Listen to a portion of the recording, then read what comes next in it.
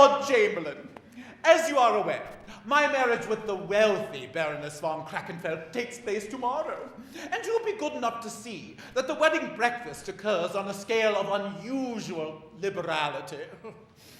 All the leading pastry cooks of the town will be invited to compete, and the winner will not only enjoy the satisfaction of seeing his breakfast devoured by the Grand Ducal pair, but he will also be entitled to have the Arms of Pfennig Halbpfennig tattooed between his shoulder blades. Lady pastry makers may opt for the only slightly less desirable Ducal Tramp-stamp.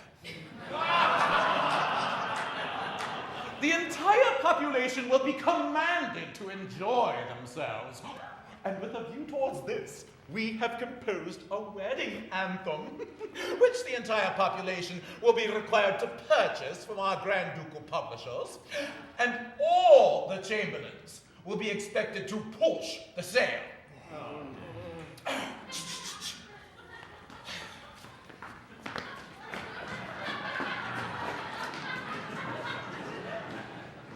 I do hope I'm not doing a foolish thing in getting married.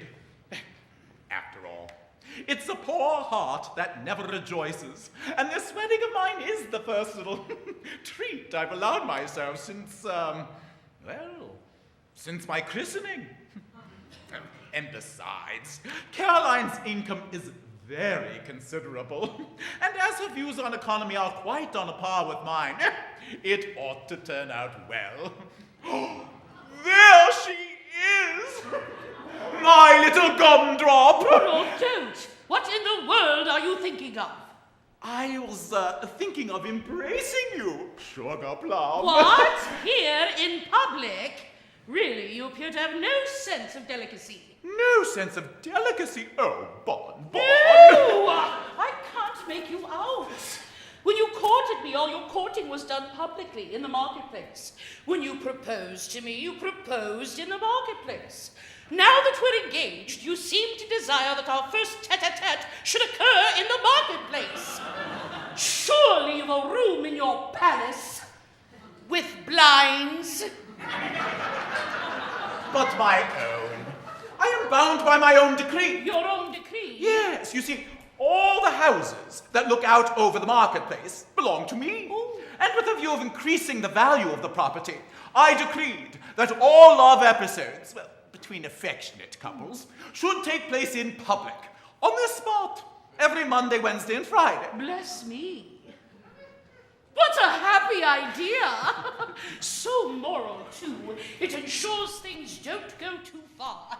Has it worked? The rents have gone up by 50%, and the sale of opera glasses, which is a Grand Ducal monopoly, has received an extraordinary stimulus. That's my little job creator. So, under the circumstances, would you allow me to put my arm around your waist purely as a source of income, just once? But it's so embarrassing. Think of the opera glasses. My dear Caroline, that's just what I am thinking of. Oh, hang it all. We've got to give them something for their money.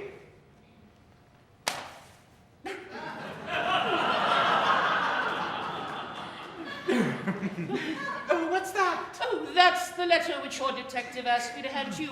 I concealed it in yesterday's paper. It's just his daily report. That'll keep. Oh, what's this? Why, it's your biography. The Geisel Grinch. Yes, I fancy that refers to me. Let me see here. Yada, yada, yada. The Grand Duke. Blah, blah, blah. Stingy, stingy, stingy. Oh, cheap, close-fisted, miserly, penny-pinching, uncharitable. Oh, Rudolph, it's a lovely puff piece. Did you write it yourself? Why, it says here that although you're going to marry me tomorrow, you were betrothed in infancy to the Princess of Monte Carlo? Yes, that's quite right. Well, didn't I mention it? Mention it! You never said a word about it. Well, it really doesn't matter now because it's practically off. Practically off? Yes, now, by the terms of the marriage contract, the betrothal is void unless the princess marries me before she is of age. Now, her father, The prince is stony broke, and he hasn't left his house in years for fear of arrest by his creditors, who are legion. Over and over again, they've implored me to come to them to be married, or to send him the money so that the princess might come to me, but in vain. Now, as the princess comes of age at 3 tomorrow, I am a free man. And so I appointed that hour for our wedding, as I should like to get as much marriage as I can from my money. Oh, my thoughtful darling.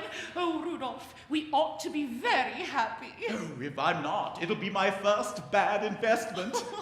I often picture us in the long, cold, dark December evenings, sitting close to each other and singing impassioned duets to keep us warm, and thinking of all the lovely things we could afford to buy if we chose to. Which we won't! And at the same time, living our lives in a spirit of the most rigid and exacting economy. It's the most beautiful and touching picture of connubial bliss in its highest, most rarefied development. As o'er a penny roll we sing, it is not reprehensive to think what joys our wealth would bring were we inclined to do the thing upon a scale extensive.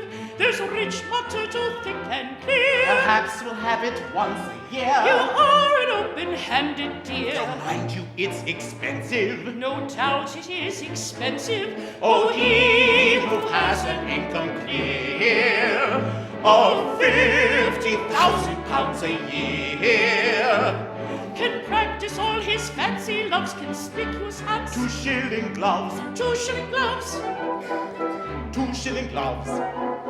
Yes, think of that, 2 shilling gloves. Cheap shoes and ties of gaudy hue, a watch by Swatch or 2. Mon Dieu! And think that he could buy the lot were he a donkey. Which he's not. Oh, no, he's not. Oh, no, he's not. That kind of donkey he is not. Then let us be modestly merry and rejoice with the merry. For to laugh and to sing is a rational thing, it's a joy economical penny. Then let us be modestly merry and rejoice with the merry. For to laugh and to sing is a rational thing, it's a joy economical penny.